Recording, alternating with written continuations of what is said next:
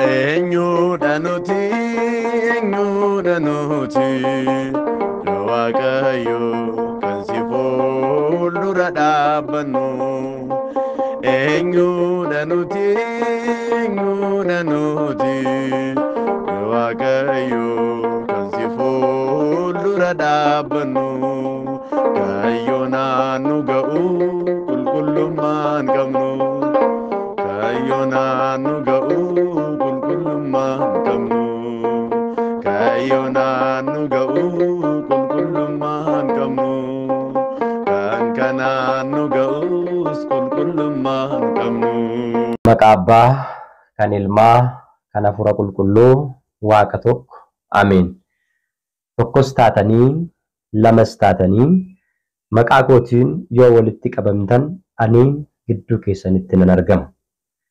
Wangeela Maatewos boqonnaa 18 lakkoofsa 20. Waldaan keenya waldaan Hafuuraa Tokkummaa Sillaasee kan inni hundeeffame 3/7/2016 yommuu ta'u, amma ji'oota 9 lakkoofsisuudhaaf guyyoota muraasa tafe. Kaayyoon walitti qabama waldaa keenyaa inni guddaan hoolota Waaqayyoo karra Waaqayyoo keessatti tiksuudha. Yeeyyiiwwaniin akka hin nyaatamne karaa dhugaa irraatii wangeela irraatii fagaatanii boqonnaa lubbuu isaanii akka hin dhabneef macaafa qulqulluudhaan gorsuudhaan jajjabeessuudha. Of eeggadhaa. Karra hoolota Waaqayyoo warra Hafuurri Qulqulluun akka eeganiif isin dhaabeefis eeggadhaa. Waldaa kiristaanaa isa Waaqayyo dhiiga tokkicha ilma isaatiin kan isaa godhates eegaa. Hojii duukaa bootaa boqonnaa 20 lakkoofsa 28. Kaayyoon waldaa keenyaa inni guddaan ijoollee Waaqayyoo mana Waaqayyoo keessatti cimanii akka dhaabbataniif karaa nuu danda'ame hundaan tajaajila hafuurawaa itti fufsiisuu fi sagalee Waaqayyoo handaara addunyaa guutuu akka qaqqabu taasisuudha. Maarree dabalataan hojiilee hafuuraa hojjechuudhaan karaa ittiin lubbuun keenya boqonnaa argattu irrattis wal jajjabeessuudha. Jaalala agarsiisuudhaaf waan gaarii hojjechuudhaaf walitti qabamuu keenya hin dhiisnu jedhee qulqulluun Phaawulos ergaasaa warra Ibrootaadhaaf ergee boqonnaa 10 lakkoofsa 24 irratti akka dubbate kaayyoo waldaa keenyaa inni guddaan isa kanadha. Ammaa kana waldaan keenya waldaan Hafuuraa Tokkummaa Sillaasee biyyoota alaa iddoo adda addaa keessaatii karaa onlaayiniitiin kan walitti qabamanii sagalee Waaqayyoo koorsiis barnoota adda addaa fudhachaa jiran miseensota 140 kan ta'an yommuu ta'u, dhaabbiidhaan sagalee Waaqayyoo kan barachaa fi koorsii hordofaa kan jiran miseensota 60 hanga 70 ta'u.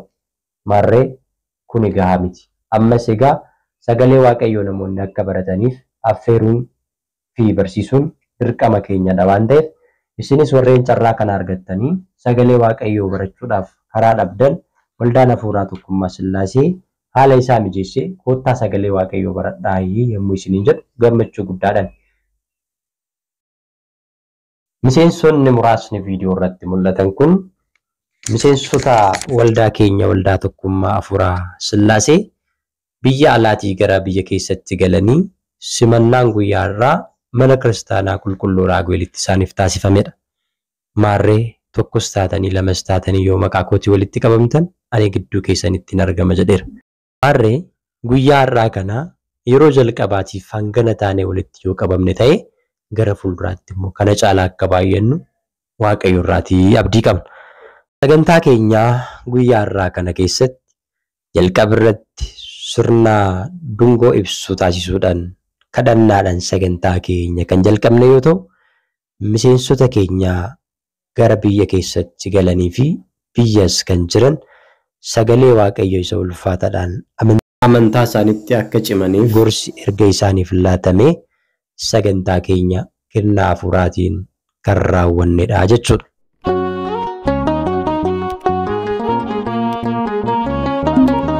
Jalqaba eenyurraan jalqaba lalistuurraan jalqaba.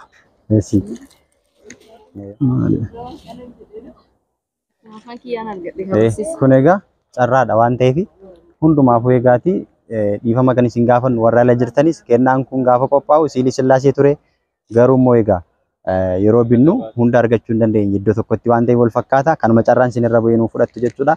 Siilii kidaa namarratti jechuudha. kan dirribee jechuudha. Maal akka ta'e hin beeku. Anillee hin ban. Kan dirribeeti kuni. Siiliin kun maal akka ta'e egaa dirribee biraan nu geessa yookiin Mikaa'el yookiin Gabriel yookiin Rufaayilii ta'uu danda'a. Kabira masii Masarat Magarsaa.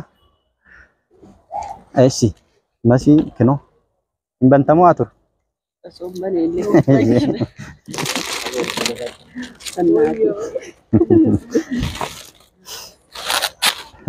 Bakka kabira beetii guddataa. Eenyu fuudhaaf beetidha. Kan beetii egaa maal akka ta'e hin beeku. Kan beetii as keessatti egaa shagamee jira waan ta'eef beetii biraan nu geessanii beetiin suuraa wajjin kaatee nuuf ergiti. Biraan nu geessa. Burtukaan. Burtee kan keetii kuni nun bantamoo haa turu. Heelen lakkoofsa 60 kan turte jechuudha. Heelen kan Heelen egaa kana fakkaata. Kan Heelen kanooti biruma gayaa banamu jechuudha. Heelen gaafa bira gaan yookiin maatiin yoo fuudhan waan isaan agarsiisan jechuudha. Ishi kan burtee qulqulluu Mikaa'elidha. Qidduus Mikaa'el ነው.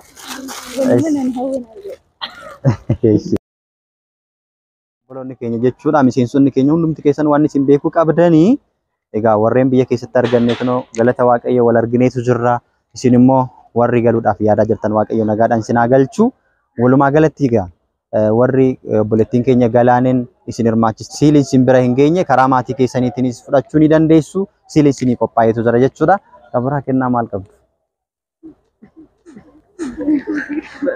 Kabajamuu fi jaallatamoo barsiisaa keenyaaf nutis miseensi biyya keessa gallee kennaa guddaan nu qabu. Xiqqaas nu dinqifatamu kennaa qopheessaniif barsiisaa keenya kabajaaf jaalalaatiif nurraaf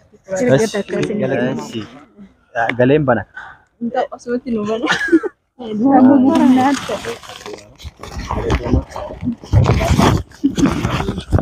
Jaallatamtootaa fi jaalatamtoota maatiiwwan Waaqayyoo gara waldaa keenya waldaa afuuraa tokkummaa Sillaaseetti dhuftanii sagalee Waaqayyoo barachuu koorsii walitti fufiinsa qabu barachuu kan feetan jechuudha. Salphaatti karaa ittiin gara waldaatti seentanii isin agarsiisa jechuudha. Kuni yuutuubii waldaa keenyaa yommuu ta'u kanas sabiskiraayib gochuudhaaniin mallattoo bilbilaa kan ammoo ol irra gochuudhaan yeroo hunda viidiyoo asii galsinii dhiifamu akka hordoftan isin affeeraa jechuudha. Jalqaba jechuudha kallattiidhaan jechuudha. Erga yuutuubii keenya irra seentaniin booddee gara waldaa keenyatti dhufuudhaaf jechuudha. Jalqaba dhuftanii iddoo kana jechuudha kan isin tuqxan jechuudha. Amma bakka isinitti agarsiisu sirriitti na hordoftanii jechuudha. Iddoo kana ishii kana gadi tuqxan jechuudha yeroo tokko. Qastii kana. Erga gadi tuqxanii jechuudha karaa ittiin nu argattan filannoo lamatu jira jechuudha. Tokkoffaan akkuma asii argitan telegiraamii koo kan jedhudha. Lammaffaan chaanaalii iimoo kootii kan jedhudha jechuudha. Kanneen lamaan keessaa kan barbaaddan filachuu dandeessu. Jalqaba kan telegiraamii isinitti agarsiisu. Telegiraamii koo kan jedhu kana gadi tuqxu jechuudha. Xiqqoo ishii hin eegdu jechuudha. Telegiraamii kana erga seentaniin booddee jooyin godhadhaa. Sababiin isaa viidiyoowwan adda addaa fi barnoota adda addaa asii waan gallakkifnuu fi akkasuma barreeffamoota isin fayyadan asii waan gallakkifnuuf jooyin godhadhaa. Ittaansuudhaan jechuudha kan isin tuqxanii seentan kunooti jechuudha liinkiin waldaa. Liinkii waldaa kanadha jechuudha. Kallattumaan kana yoo tuqxanii seentan gara waldaatti isin geessa jechuudha. Yoo isaatiin kan isin didu ta'e immoo chaanaalii iimoo kootii kan jedhu kana yeroo tokko gadi tuqxu. Isaan booda hin eegdu.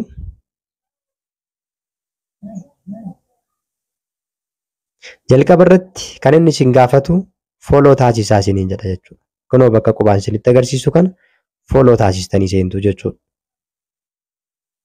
Waldaa Afuuraa Tokkummaa Sillaaseetti sagalee Waaqayyoo baradhaa kan jedhu liinkii kana tuqxaniitu seentu jechuudha. Hanga ammaatti jaallattanii fi filattanii waan nu hordoftaniif guddaa galatooma. Chaanaalii kana immoo sabiskiraayib gochuudhaaniin namoota hunduma bira akka qaqqabuuf immoo sheer gochuudhaaniin hundumti keessan akka nu hordoftan isiniin jenna. Qophii keenya guyyaarraa asuma irratti xumurra nagaadhaan nuuf tura.